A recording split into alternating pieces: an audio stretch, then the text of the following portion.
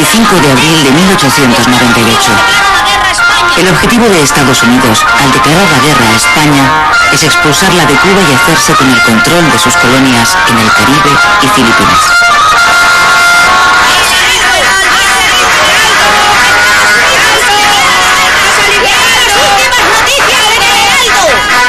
La noticia no sorprende demasiado en España, porque en cierta medida era esperada.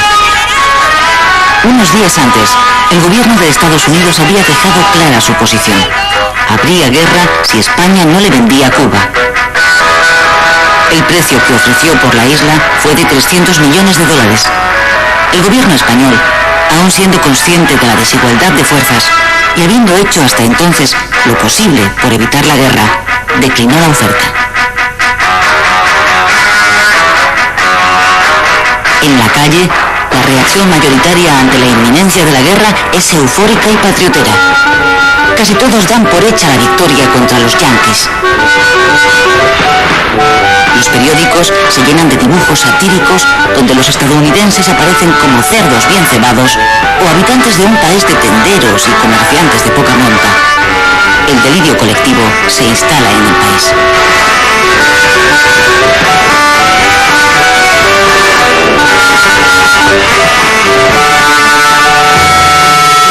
La realidad es muy diferente. Estados Unidos, como potencia emergente que es, lleva varios años renovando su flota y construyendo acorazados como este, el Olympia, que todavía hoy se conserva atracado en Filadelfia. El gobierno se dispone a llevar a la práctica la doctrina que el presidente Monroe puso en marcha a comienzos de siglo. América para los americanos.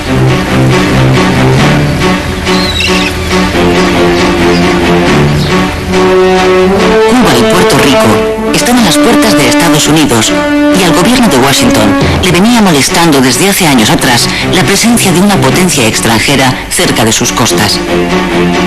Sus intereses se vieron favorecidos a partir de 1895 con el estallido de una nueva sublevación nacionalista en Cuba.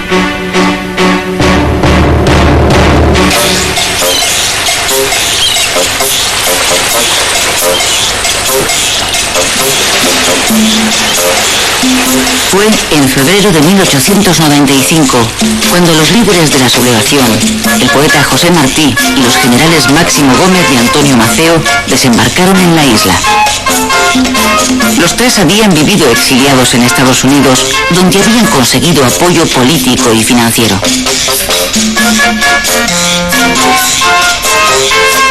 José Martí, hijo de padres españoles, nacido en Cuba, es el fundador del Partido Revolucionario Cubano, que será el motor de esta nueva guerra por la independencia de Cuba.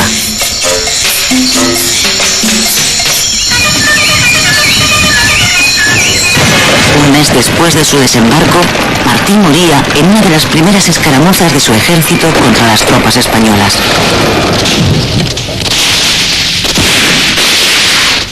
¡Candela, coño! ¡Candela! En esta segunda guerra de Cuba se produjeron dos novedades respecto de la primera. Una, que los sublevados llevaron el conflicto a la zona occidental de la isla, la más rica, y arrasaron todo lo que encontraron a su paso. Se trataba de aplicar la táctica de tierra quemada. Uno de sus generales, Antonio Maceo, lo expresaba así: aniquilar Cuba es vencer al enemigo. La segunda novedad fue que Estados Unidos, que ya había penetrado económicamente en la isla, abandonó su posición de neutralidad y apoyó abiertamente a los independentistas.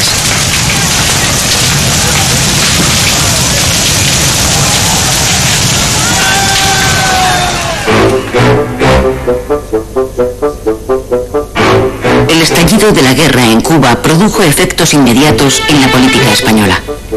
El primer ministro, el liberal Sagasta, presentó su dimisión. Le sustituyó una vez más Cánovas, líder del Partido Conservador.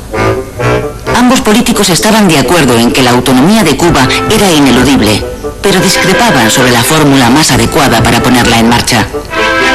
Cánovas sostenía que la paz tenía que ser previa a las reformas. Sagasta prefería comenzar por las reformas porque creía que ellas traerían la paz. En lo que sí coincidían ambos era en que había que agotar todos los recursos humanos y económicos en defensa de la colonia. Dimitido Sagasta, Cánovas nombró al general Martínez Campos, conocido como el pacificador porque había puesto fin a la anterior guerra de Cuba, nuevo capitán general de Cuba, con el encargo de buscar la paz por la vía del pacto.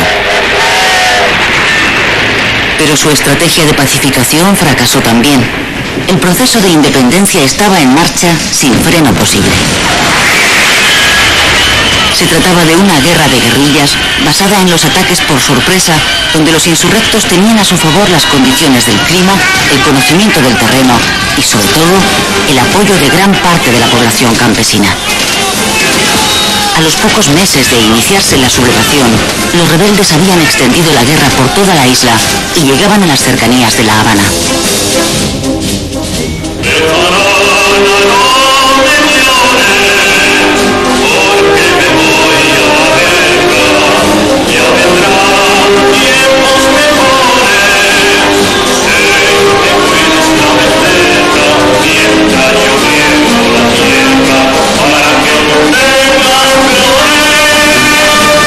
Miles de soldados españoles fueron enviados a Cuba.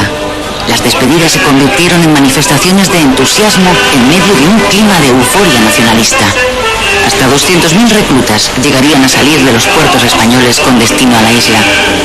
Todos ellos tenían en común su origen humilde. A la guerra solo iban los pobres, los que no podían pagar los 9 euros, 1.500 pesetas de entonces, que costaba librarse del servicio militar. 50.000 de ellos morirían en Cuba.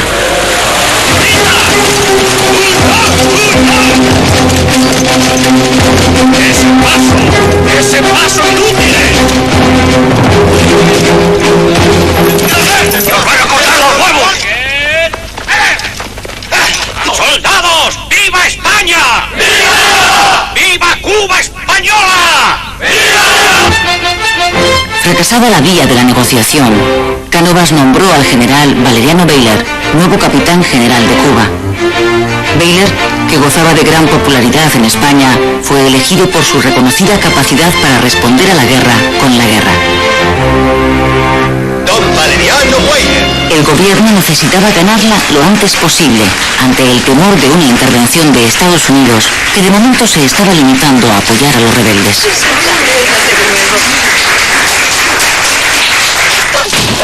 El general Bayler dio un giro radical a la estrategia mantenida hasta entonces. Con el propósito de aislar a los independentistas de su soporte social, los campesinos que les facilitan información, alimentos y apoyos, ordenó a la población rural que se concentrara en poblados controlados por las fuerzas españolas. Además, reforzó las trochas ya utilizadas en la Primera Guerra de Cuba, aunque con poco éxito. Estas son las truchas, o sea, caminos desbrozados y bordeados de fortines. El planteamiento estratégico es sencillo.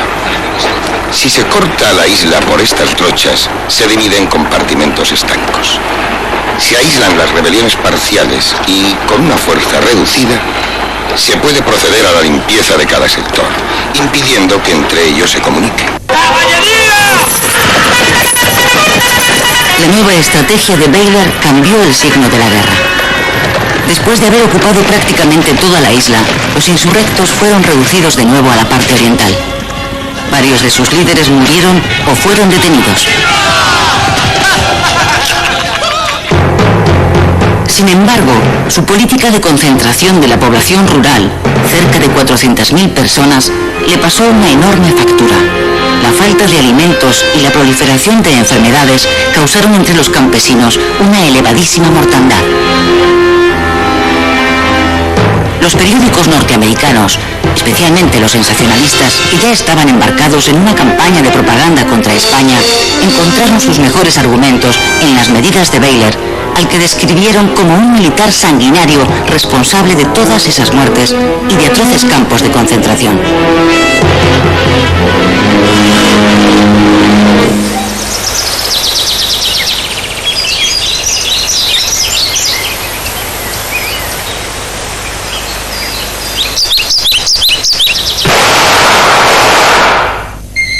Agosto de 1897.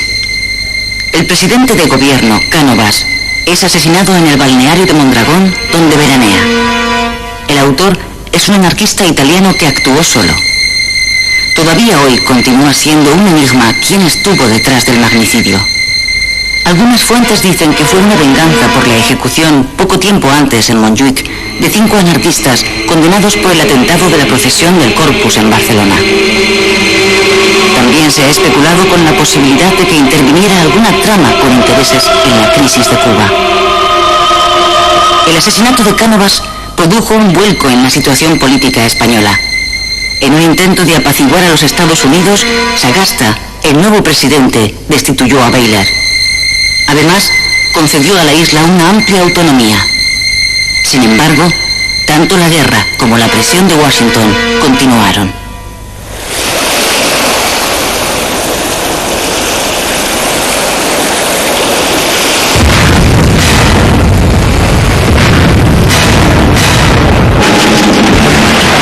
La explosión del acorazado norteamericano Maine en el puerto de La Habana, donde murieron más de 250 tripulantes, aceleró los acontecimientos. El buque había llegado unos días antes para proteger los intereses de Estados Unidos en la isla.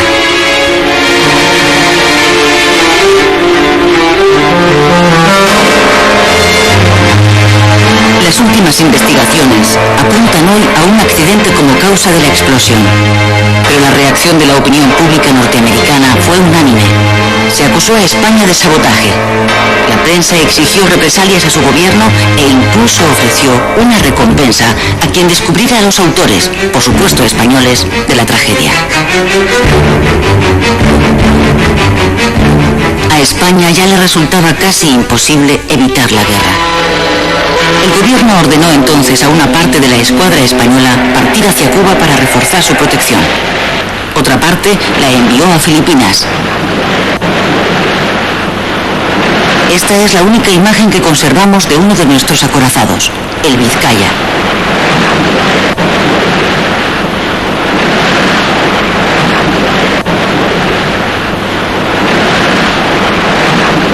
¡Extra! ¡Extra! ¡Estados Unidos declara la guerra a España! ¡Extra!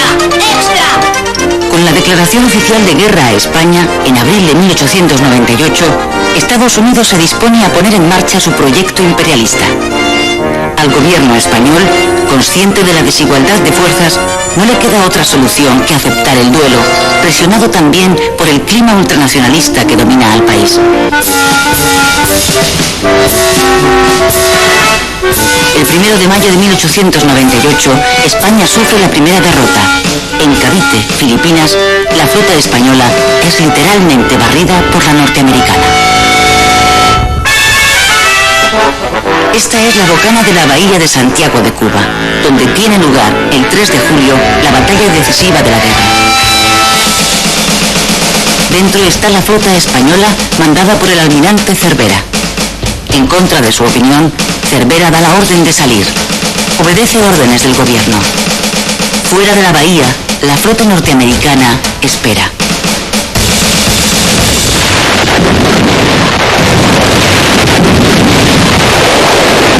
Tras 4 horas de combate, la escuadra española sufre una derrota aplastante. Sus 7 barcos son hundidos o apresados. Mueren 350 marineros españoles, norteamericanos 1.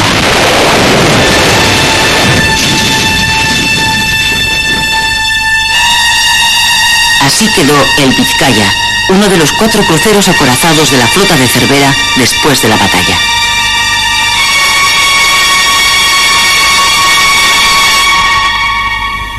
Tras la derrota, el desastre se precipita. 3 meses más tarde, en octubre de 1898, España firma en París el Tratado de Paz por el que reconoce la independencia de Cuba y además cede a los Estados Unidos, Filipinas y Puerto Rico. Es el fin del Imperio español y el comienzo del Imperio americano.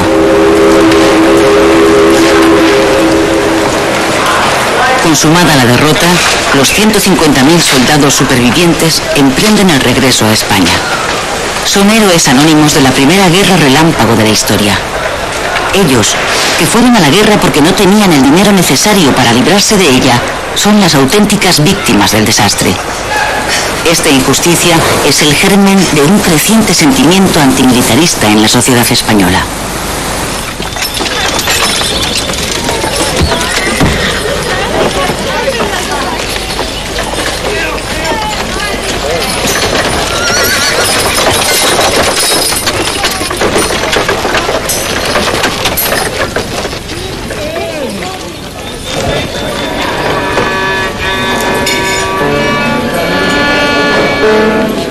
Después del desastre, como pasó a llamarse la fulminante derrota, el ánimo de los españoles cae abruptamente desde el entusiasmo al pesimismo y la frustración.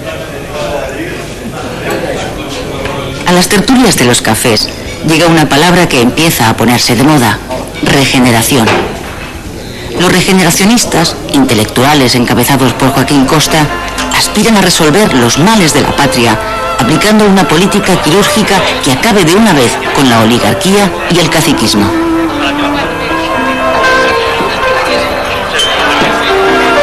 Sin embargo, y a pesar de los cambios que se están operando en la sociedad, la actividad política no cambia. Aparentemente, el desastre no pasa factura. La alternancia en el poder continúa. Los liberales dejan paso a los conservadores.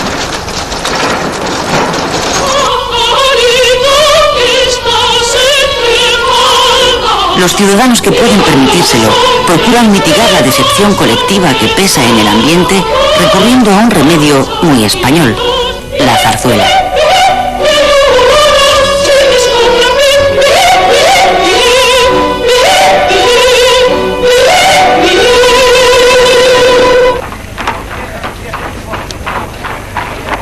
En ese tiempo aparece en la escena pública nacional un puñado de intelectuales que más adelante serán conocidos como la generación del 98, que comparten un sentimiento: el dolor de España.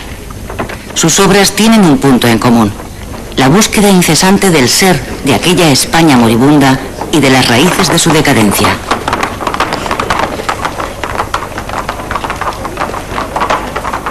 A la generación del 98 pertenecen escritores y pensadores de la talla de Unamuno, Baroja, Maeztu, Machado, Valle Inclán o Azorín. Con esta generación comienza en la cultura española una nueva etapa de esplendor llamada la Edad de Plata, en la que conviven 3 generaciones y que se prolongará hasta la Guerra Civil.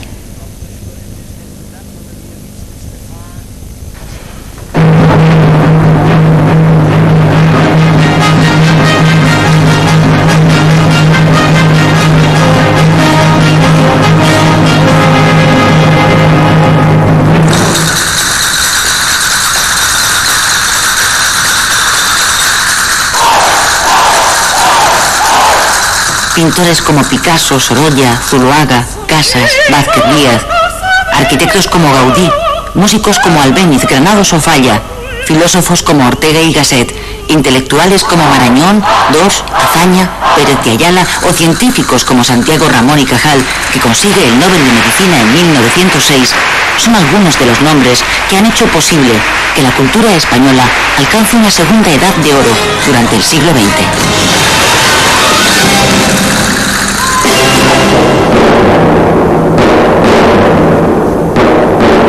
La crisis del 98 acelera el proceso de transformación de algunos regionalismos en nacionalismos.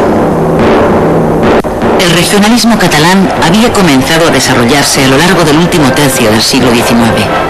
Movimientos culturales como la Reinaixença potenciaron el conocimiento y el desarrollo de la lengua y la historia de Cataluña y reivindicaron la existencia de una identidad catalana propia. Con el tiempo, estos movimientos culturales fueron adquiriendo mayor peso político hasta convertirse en plataformas de afirmación regional que reivindicaban instituciones políticas y administrativas propias. Aquí, en este salón del Ayuntamiento de Manresa, los dirigentes de la Unión Catalanista habían aprobado en 1892 las bases para la elaboración de una constitución regional catalana que reclamaba amplias cotas de autonomía para Cataluña. Ahora, tras el desastre, este proceso se acelera. Los catalanistas aspiran a potenciar su propia identidad nacional y a distanciarse de España, a la que consideran una nación envejecida, cuando no muerta, incapaz de modernizarse para incorporarse a las corrientes europeas. Así surge la Lliga Regionalista de Cataluña, un partido catalanista de centro-derecha que dominará la política catalana durante las 2 primeras décadas del siglo XX. Prat de la Riba y Francesc Cambó son sus líderes más destacados.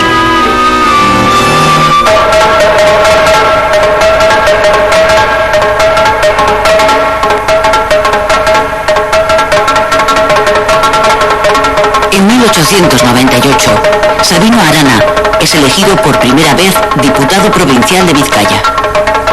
3 años antes, Arana había fundado un nuevo partido, el Partido Nacionalista Vasco. El partido de Arana nace con el propósito de defender el modelo de la sociedad tradicional vasca, a la que considera gravemente amenazada por su rápida industrialización y por la riada de inmigrantes de otras provincias españolas que han llegado a Vizcaya en busca de trabajo. El lema del PNV es Dios y ley vieja, es decir, fueros y tradiciones. Sabino Arana defiende un nacionalismo radical basado en la raza, en la lengua y en la religión. El PNV aspira a la unión de todos los territorios vascos y a su independencia de España.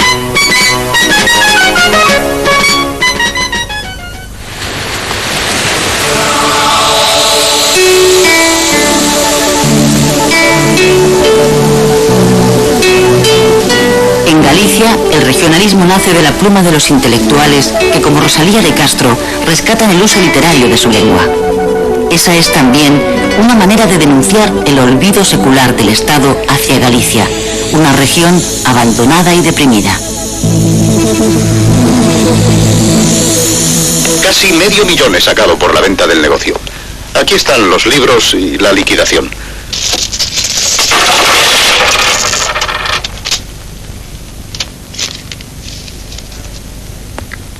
¿Qué clase de mierda es esta? $. Yo quiero pesetas. Han ganado la guerra. Los dólares van hacia arriba. La peseta, caput. La pérdida de las colonias obliga a muchos españoles a liquidar sus negocios allí. Esa llegada de capital, sumada al dinero que traen los indianos que regresan a España, provoca a finales de siglo una gran euforia económica en el país. Los bancos Hispanoamericano, Banesto y Vizcaya son de esta época. El dinero repatriado proporciona al desarrollo industrial y financiero en España un fuerte impulso que se mantendrá con el nuevo siglo. Hemos importado la primera máquina para soplar botellas que se ha instalado en toda España. Americana. Patente Owens. Eléctrica.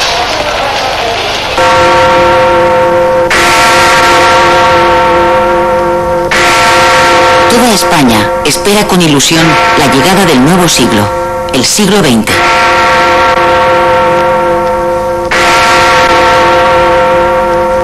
¡Feliz siglo XX! ¡Feliz siglo XX!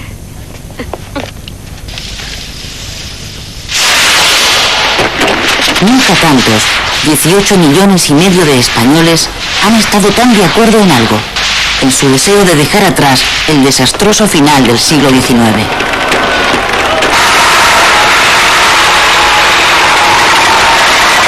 Es un locomóvil. Tengo orden de poner... Modernización es la palabra más oída a comienzos de siglo. Los españoles asisten esperanzados al desarrollo de los últimos inventos, la automoción, la electricidad y el teléfono. La mayoría confía en que gracias a ellos España alcance el progreso.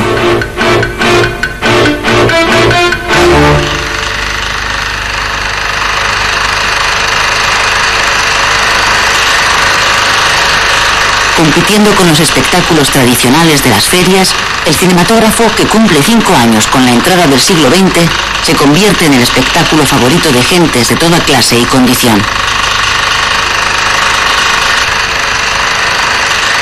Con el cine, nace la cultura de masas.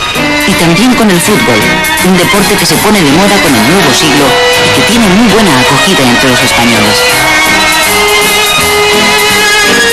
Las clases más acomodadas ponen de moda el veraneo. Los ricos abandonan las ciudades cuando llegan los calores del verano en busca del frescor de la costa.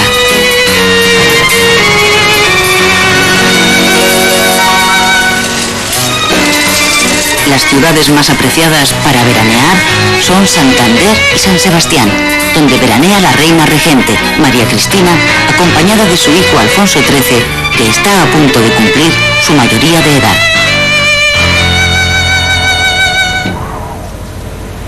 Enero de 1902.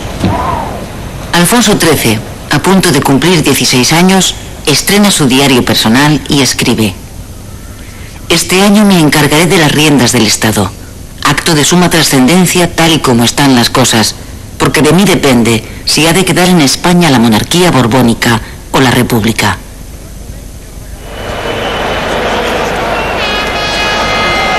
Este es el aspecto de las calles de Madrid el 17 de mayo de 1902. Los madrileños esperan para ver pasar la comitiva real.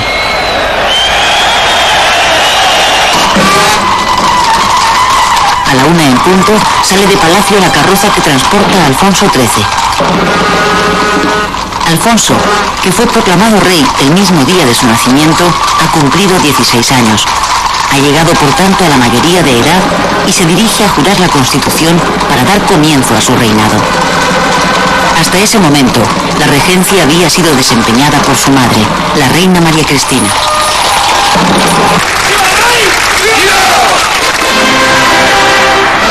Cuando jura la Constitución de 1876 en el Congreso, el rey tiene muy presente una idea que también ha escrito en su diario.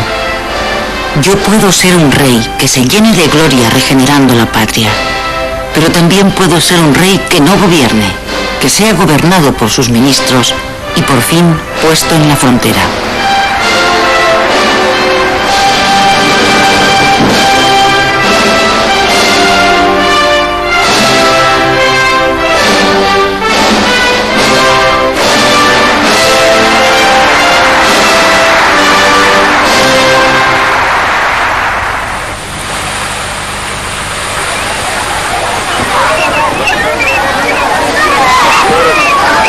La España sobre la que Alfonso XIII va a reinar es un país atrasado, con cerca de 19 millones de habitantes que luchan cada día por su difícil supervivencia. La esperanza de vida es de 34 años. Las familias tienen una media de 5 hijos. La mortalidad infantil es extremadamente alta. Casi la mitad de los niños que nacen no llegan a los 5 años. Los que sobreviven están condenados, en su inmensa mayoría, a ser analfabetos. De hecho, el 64% de los españoles no sabe leer ni escribir. España es un país sin apenas industria. La poca que hay está localizada en el País Vasco y Cataluña. El trabajo en las fábricas es el más solicitado porque es el mejor pagado. El sueldo diario oscila entre las 3 y las 4 pesetas, 2 céntimos de euro. Las mujeres cobran la mitad.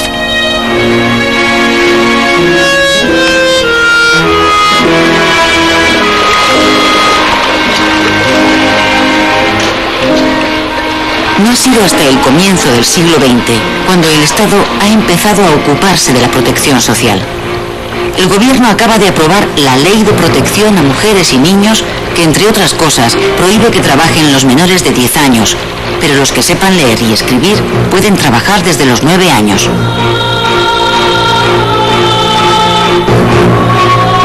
El movimiento sindical tiene poca fuerza al comienzo del siglo. Los socialistas de la Unión General de Trabajadores, con implantación en Madrid, País Vasco y Asturias, no llegan a los 4.000 afiliados.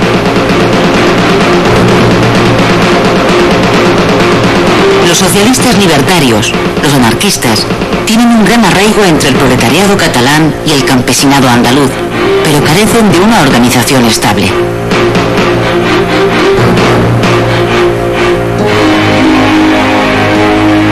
La vida en el campo es aún más difícil que en la ciudad.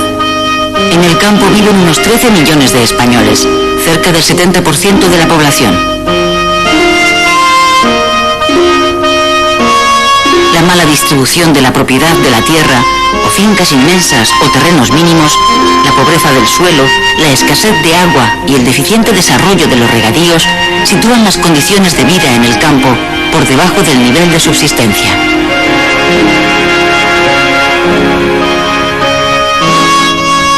Los jornales, cuando los hay, suponen la tercera parte que los de la industria, 1 peseta diaria. La producción del campo no da para alimentar a todos los que malviven en él. La emigración sigue siendo la única vía de escape del campesino.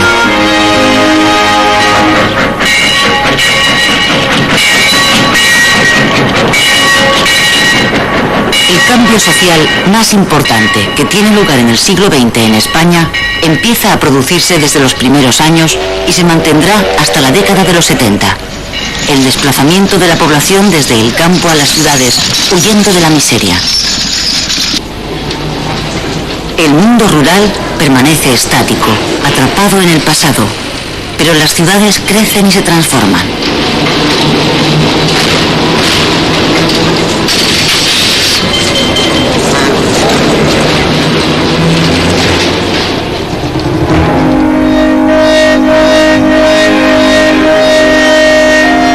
Ni siquiera la reindustrialización del país permite que haya trabajo para todos. Miles de hombres y mujeres se ven en la necesidad de emigrar al extranjero en busca de un modo de vida. Durante el reinado de Alfonso XIII, 2,5 millones de españoles emigran a Argentina, Uruguay, Chile y otros países de América.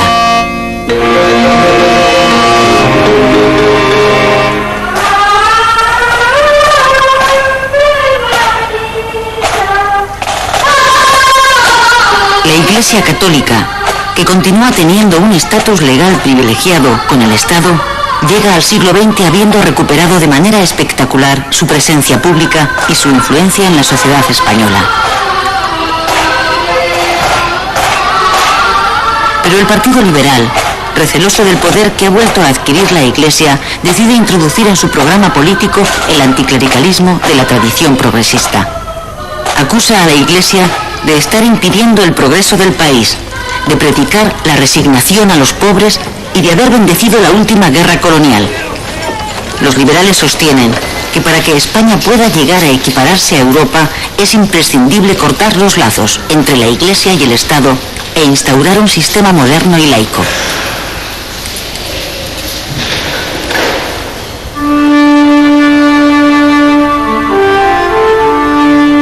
Bajo el reinado de Alfonso XIII, los dos grandes partidos dinásticos, el liberal y el conservador, continúan turnándose en el gobierno.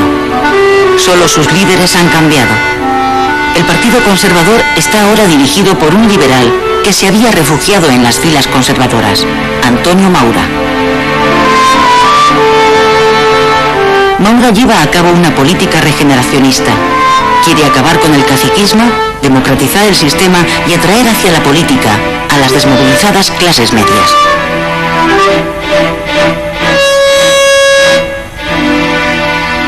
Hola, pequeño. Buenos días. Hola. Ya hemos llegado, pequeño. ¡Qué angelito! ¿Qué angelito ni qué cuerno? Es un demonio. Es que no veis que es la República. ¡Qué niña tan bonita! Con la llegada del nuevo siglo, los partidos republicanos que se habían quedado fuera del Parlamento recuperan su presencia pública en las zonas urbanas del país.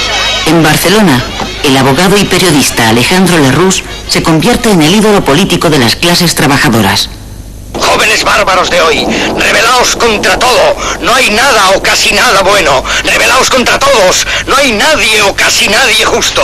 Entrad a saco en los conventos, levantad el velo a las novicias y elevadlas a la categoría de madres. Otro periodista, Vicente Blasco Ibáñez, desde el periódico El Pueblo, convierte a Valencia en la capital republicana de España. Tenemos que unirnos hacia el futuro, hacia la modernidad y el progreso. Tenemos que ampliar nuestros horizontes y mirar al cielo. Y volar, queridos ciudadanos, ¡volar! Esto es seguro, ¿verdad? Hombre, más seguro que una entrada en barrera. ¡A volar! ¡A volar!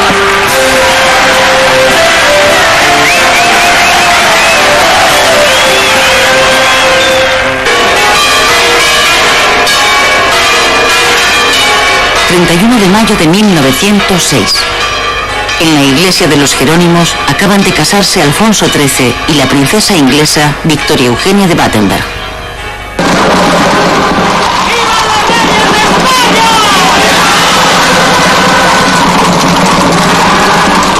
El cortejo real se dirige hacia el Palacio de Oriente. Las calles están abarrotadas. Cuando la comitiva pasa por la calle Mayor, alguien lanza una bomba escondida dentro de un ramo de flores.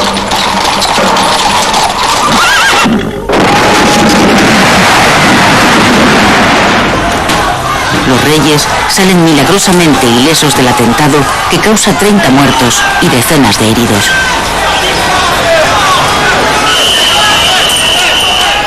El autor, un anarquista llamado Mateo Morral, se suicida antes de ser detenido.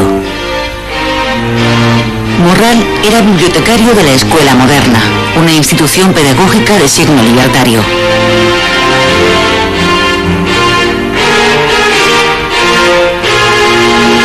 Francisco Ferrer y Guardia, su fundador, es procesado por el atentado. Uno de sus abogados es Lerroux. Tras un año de prisión, Ferrer sale en libertad por falta de pruebas.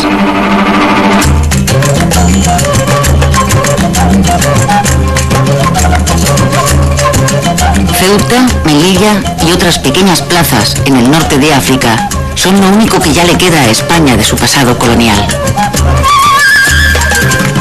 El desastre del 98 había dejado un ambiente popular de rechazo a las aventuras coloniales. A pesar de ello, España se ve forzada en la Conferencia Internacional de Algeciras de 1906 a asumir su responsabilidad internacional de control en la zona de influencia en torno a Ceuta y Melilla, incluida la región del Rif, y a incrementar la inversión en sus minas.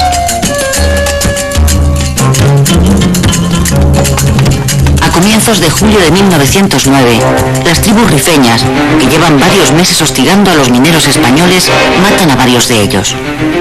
El gobierno de Maura moviliza entonces a 20.000 reservistas para tomar represalias contra los insurgentes. Últimas noticias. Acaba de zarpar otro vapor con soldados para el África. Los reservistas embarcan en Barcelona. Son soldados que ya han hecho el servicio militar al no haber podido pagar las 1.500 pesetas necesarias para librarse. Muchos de ellos son ya padres de familia. Su movilización provoca la protesta espontánea de sus mujeres que logran impedir el embarque. La noticia corre por Barcelona y hace estallar la ira popular contra la nueva aventura colonial. Anarquistas, socialistas y republicanos convocan una huelga general. El 27 de julio, las tribus rifeñas atacan por sorpresa a las fuerzas españolas cerca de Melilla, en el conocido como Barranco del Lobo.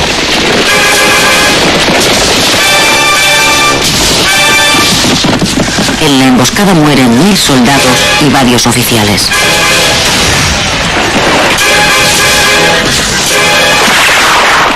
Son los escolapios de San Pablo. Los han incendiado. ¿Cómo? ¿Qué? ¿Los escolapios? Adolescentes, agonizantes, arrepentidas, asuncionistas, beatas dominicas, carmelitas, concepcionistas. Redentoristas, hay 78. También está en la lista, hay que incendiar el convento. ¿Y la iglesia? No pone nada. No os preocupéis, saldrá también. La indignación popular convierte la huelga general en una insurrección. Se levantan barricadas y se queman edificios religiosos. Más de 50 iglesias y conventos arden o son saqueados. El motín de Barcelona dura una semana.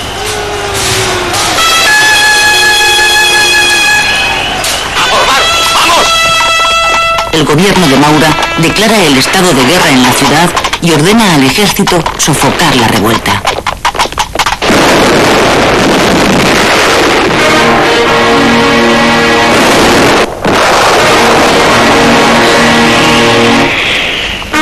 La semana trágica se salda con 113 muertos. De ellos, 104 son civiles y 9 son militares. Una vez sofocado el motín, se producen 2000 detenidos. 5 son condenados a muerte por los tribunales militares. Entre ellos está el pedagogo anarquista Zarrari Guardia, al que el gobierno elige como cabeza de turco y acusa de haber inducido a la rebelión.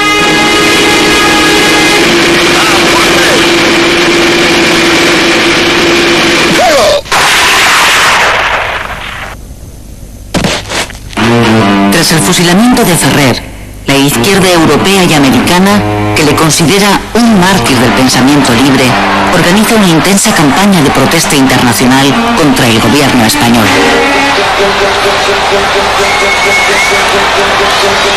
Se producen centenares de manifestaciones. Solo en la de París se concentran 50.000 manifestantes.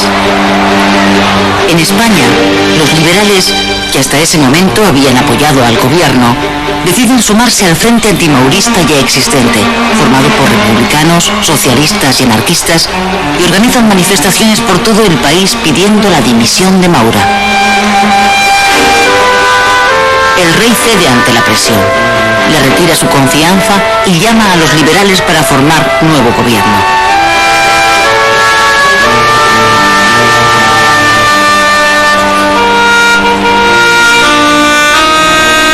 Los sucesivos gobiernos han ido poco a poco poniendo en pie una legislación social destinada a paliar las malas condiciones de vida de la clase obrera.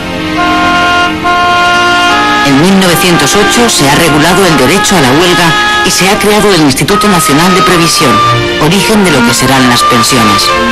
Sin embargo, ni las empresas ni sus patronos cumplen esas leyes. Las condiciones de trabajo siguen siendo extremadamente duras y el nivel de vida de la clase obrera es crítico. Los conflictos y las huelgas son cada vez más frecuentes. La política es una trampa burguesa. Nuestra única arma es el trabajo, nuestro trabajo, que el capitalismo necesita para sobrevivir. Usemos el arma de que disponemos, compañeros. En 1910, los anarcosindicalistas fundan en Barcelona la Confederación Nacional del Trabajo, la CNT. Se trata de un sindicalismo apolítico que a través de la acción directa y de la huelga general revolucionaria aspira a sustituir el régimen burgués por el ideal anarquista, el comunismo libertario. Lo que no funciona es el sistema burgués capitalista. Votar es colaborar con el sistema que nos explota. Absteniéndonos, los partidos del gobierno que mangonean el cotarro volverán a ganar y siempre seguiremos igual. En las elecciones de 1910, el Partido Socialista, que se presenta en coalición con los republicanos, consigue por primera vez un escaño en el Congreso de los Diputados. Pablo Iglesias, fundador del PSOE, es el primer representante obrero que se sienta en las Cortes.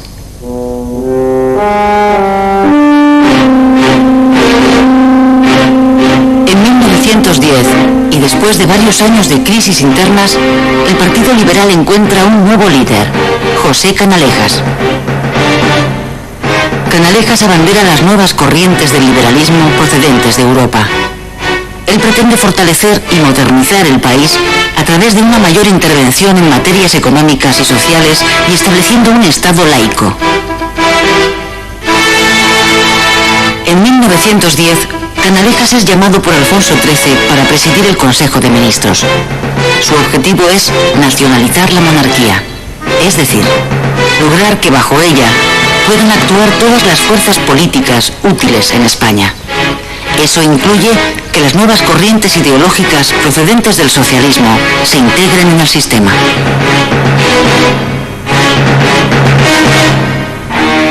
Canalejas continúa la política regeneracionista de Maura. Una de las primeras medidas de su gobierno es la implantación del servicio militar obligatorio. A partir de ese momento, nadie podrá librarse de ir al frente en caso de guerra.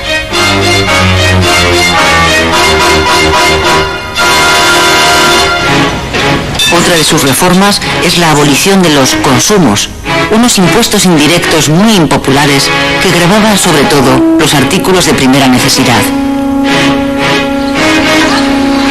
De acuerdo con su propósito de reforzar el poder civil frente a la Iglesia, Canalejas saca también adelante la llamada Ley del Candado, por la que queda prohibido que se establezcan en el país nuevas órdenes religiosas.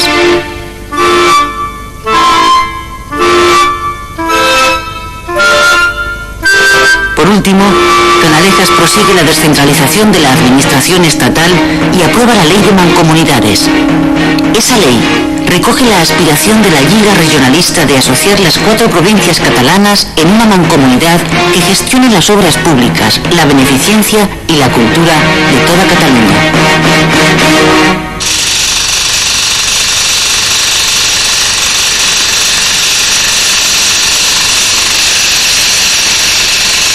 Esta es la reconstrucción del asesinato de Canalejas que realiza un operador cinematográfico pocas horas después del magnicidio, el 12 de noviembre de 1912. El actor que hace el papel de Pardinas, el anarquista que asesina a Canalejas y después se suicida, es Pepe Isbert. Con la muerte de Canalejas, acaba también la esperanza de regeneración del sistema político vigente en ese momento. A partir de entonces, comienza una lenta pero inexorable erosión de los 2 partidos en que se apoya la monarquía, el liberal y el conservador. Miles de personas pasan por la capilla ardiente del presidente asesinado instalada en el Congreso de los Diputados.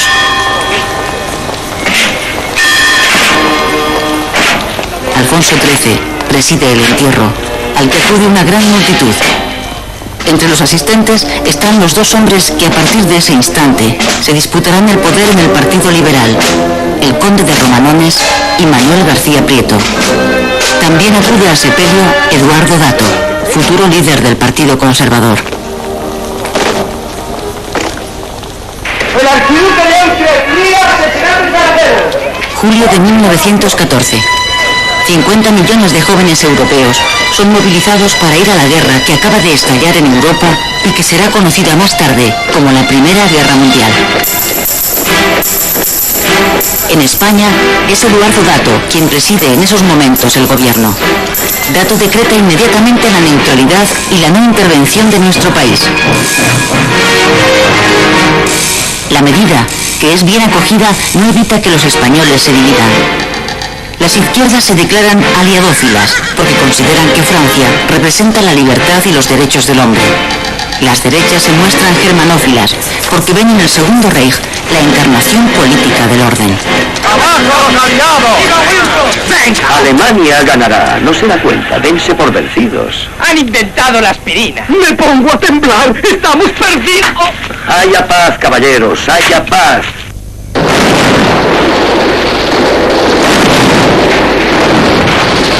La neutralidad española estimula la actividad económica del país, que crece de modo incesante en el transcurso de la guerra. La demanda de nuestros productos en el mercado extranjero se dispara. Desde la industria al campo, pasando por la minería, todos los sectores conocen un periodo de bonanza. Se vende todo lo que se produce. Los cuantiosos beneficios obtenidos propician el desarrollo del capitalismo español. La burguesía es la gran favorecida por esta súbita prosperidad. Muchas de las grandes fortunas familiares del país surgen en ese tiempo. La clase obrera, sin embargo, se ve perjudicada a largo plazo por los efectos económicos de la Gran Guerra. El exceso de exportación acaba provocando escasez en los productos de primera necesidad y, en consecuencia, su encarecimiento. Durante los 4 años de la guerra, el coste de la vida sube en España un 40%, mientras los sueldos permanecen al mismo nivel. 9 pesetas para el recibo de la casa, eso lo primero. Y 2 para Pascuala. 5 para la sociedad. Y 10 para pagar la colada. Estos son deudas que hay que pagar. Nos quedan hasta el día 8 que cobre yo 30 pesetas. En claro contraste con la euforia de la burguesía, crece la indignación de los obreros, los grandes perjudicados por la inflación. Muchos se afilian a los sindicatos de clase que presionan a las empresas para conseguir subidas salariales. Tanto la CNT como la UGT se convierten en esta época en auténticos sindicatos de masas. Los trabajadores no organizados, como los funcionarios o los campesinos, ven cada vez más amenazado su ya ínfimo nivel de subsistencia. El malestar y el descontento llegan también al ejército, una institución arcaica, mal dotada y sobrecargada de mandos. 16.000 oficiales para 80.000 soldados. El bajo nivel de sus sueldos y los polémicos ascensos por méritos de guerra que favorecen a los militares que sirven en Marruecos son motivo de irritación creciente. A comienzos de 1917 surgen primero en Cataluña y después en toda España las juntas de defensa, una especie de sindicato militar con un discurso regeneracionista que aspira a poner remedio a los problemas del ejército. Las preside el coronel Márquez. A pesar de que las juntas no están permitidas por las ordenanzas militares, el poder civil se ve obligado a legalizarlas. Esa claudicación del gobierno es interpretada por muchos como un mal augurio. Se acaba de constituir la Junta de Madrid en el último reducto de la región palaciega y le envían su apoyo. ¡A que vaya, coronel! ¡Que vaya! ¡Mano dura! ¡Mano dura! ¡Denos usted una orden! ¡El país está en nuestro poder! ¡Aguante, coronel! ¡Denos usted una orden! Una orden, mi coronel. España le necesita. Ordeno hacer honor al uniforme. Primero obedecer y luego todo lo demás. Abrid paso. El sistema político de alternancia, que lleva 40 años funcionando en España, entra también en crisis. Los dos grandes partidos que se turnan en el gobierno están profundamente debilitados a causa de sus constantes peleas internas. En ese momento, Francesc Cambó, líder de la Lliga Regionalista de Cataluña, pone en marcha una rebelión contra ambos partidos que llevan décadas monopolizando el poder. De acuerdo con republicanos, reformistas y socialistas, Cambó convoca en Barcelona, en julio de 1917, una asamblea de parlamentarios para forzar un cambio político. Su propósito es liquidar el sistema de turno de partidos, llevar a cabo una reforma constitucional que permita la autonomía de las regiones y formar un gobierno de consenso con participación de todos los grupos políticos. Pero el gobierno de Eduardo Dato disuelve la asamblea tachándola de separatista.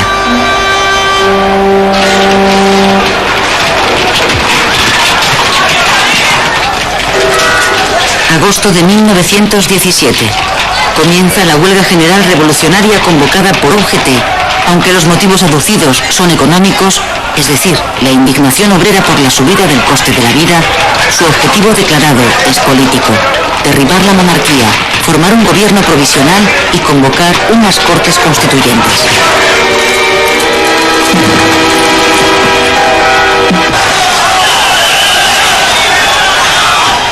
La huelga se extiende rápidamente por todos los centros industriales del país, pero en contra de lo esperado por los huelguistas, que confiaban en la colaboración o al menos la abstención del ejército a través de sus juntas militares, este acata la orden del gobierno y aplasta la insurrección.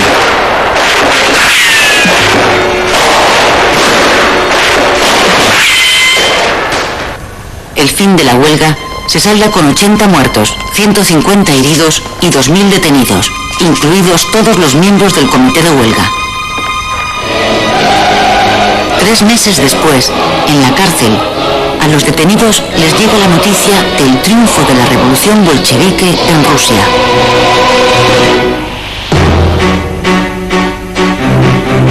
Una profunda crisis política se instala en España. Los gobiernos se suceden porque no duran más de 5 meses como media.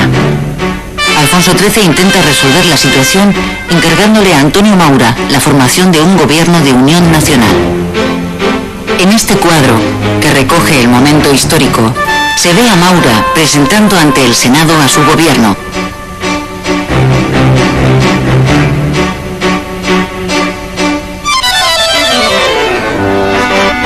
Pero como recoge esta caricatura animada, también este gobierno dura poco.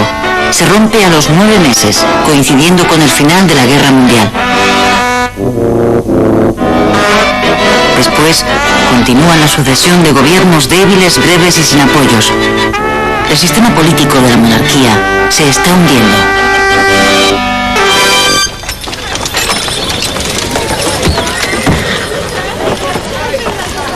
Estas imágenes son las primeras que existen de la celebración del 1 de mayo.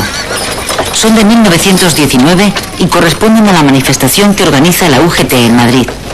El sindicato celebra también la última gran conquista de los trabajadores, la implantación hace pocos días de la jornada de 8 horas. España es uno de los primeros países en introducir esta medida. Europa vive en esos momentos azotada por una crisis económica profunda y generalizada que ha provocado un aumento de la conflictividad social y un gran desarrollo del sindicalismo. En nuestro país, la UGT ha llegado a los 250.000 afiliados y la CNT a los 700.000.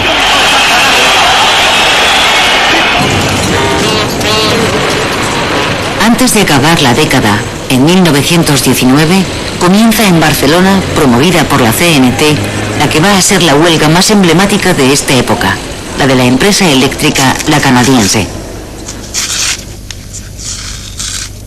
La huelga, que se prolonga más de un mes, deja Barcelona a oscuras y se acaba extendiendo a otras empresas de la ciudad. El enfrentamiento entre patronos y obreros acaba en un lockout, cierre patronal de todas las empresas, que deja en la calle a 100.000 obreros. El conflicto se agudiza con la creación por los patronos de los llamados sindicatos libres, que en realidad son grupos armados creados para romper las huelgas y asesinar a los sindicalistas más destacados. Las manos arriba, quietos, que nadie se mueva.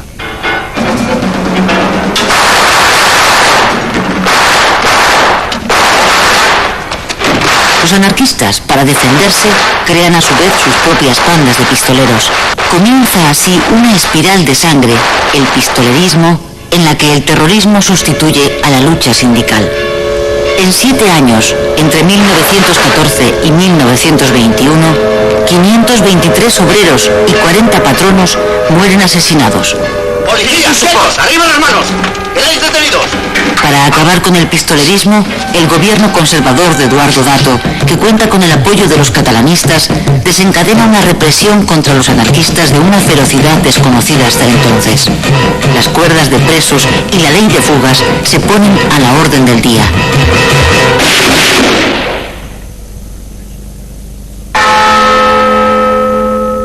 Marzo de 1921.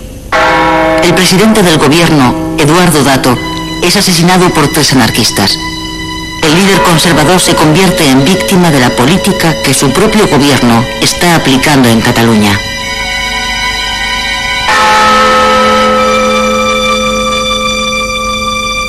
El rey preside por segunda vez en su reinado el entierro de un presidente asesinado.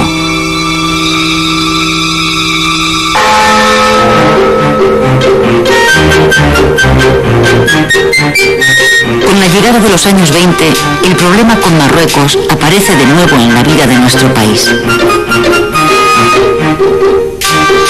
El ejército español destacado allí está mandado por el general Silvestre y cuenta con 80.000 hombres. Las operaciones militares que se realizan pretenden hacer efectivo el dominio español sobre el protectorado del norte de Marruecos. En el Rif, la zona oriental del protectorado, las tropas españolas han de enfrentarse a las tribus bereberes mandadas por Abdelkrim. El 16 de julio de 1921, los rifeños atacan masivamente y cercan a los soldados españoles destacados en Anual. 5 días después, el general Silvestre ordena la retirada hacia Melilla, pero la retirada acaba convirtiéndose en una desbandada. Se produce una persecución de 140 kilómetros en la que las fortificaciones construidas por los españoles en los últimos 10 años caen una detrás de otra como fichas de dominó. La persecución acaba en el fuerte del Monte Arruit, donde los 3.000 soldados que han conseguido llegar logran resistir un asedio de 10 días. Finalmente, los rifeños toman el lugar y pasan a cuchillo a 2.300 soldados. Los demás son hechos prisioneros.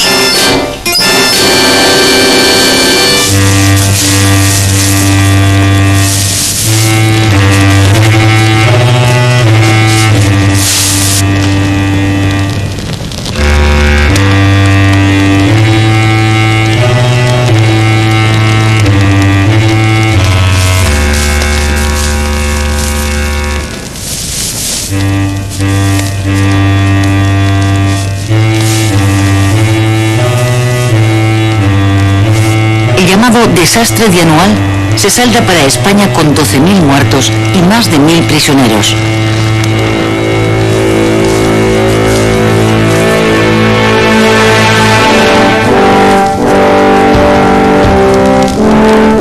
En España, la noticia del desastre provoca en la calle manifestaciones de protesta por parte de republicanos, liberales y socialistas.